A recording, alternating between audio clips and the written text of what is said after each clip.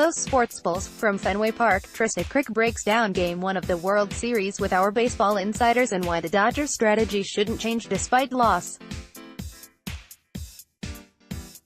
USATODAYBOSTON. Perhaps they were bedeviled by the odd dimensions and unsettling curves and contours of Fenway Park.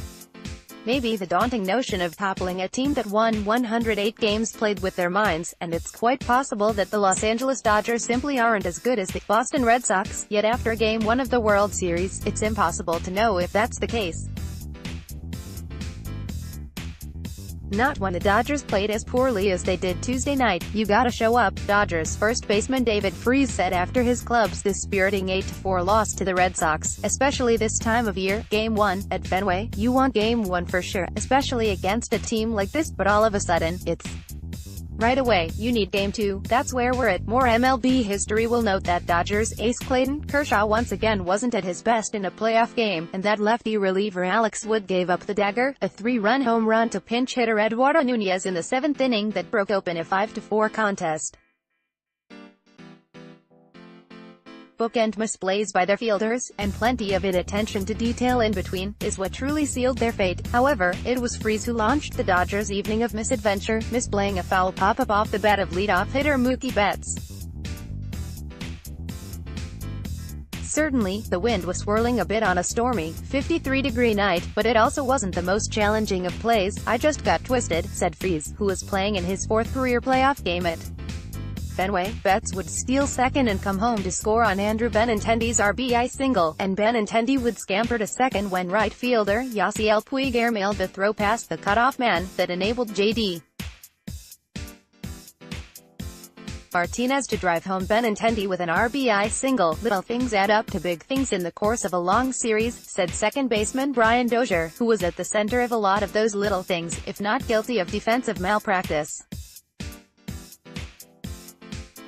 The Dodgers were this close to turning a pair of crucial double plays. The first, on a second-inning grounder off the bat of Steve Pearce, was overturned on review, extending the inning for Martinez to rip an RBI double. The second was the killer. Moments after the Red Sox chased Kershaw in the 5th, reliever Ryan Madson found himself in a no-out, bases-loaded situation.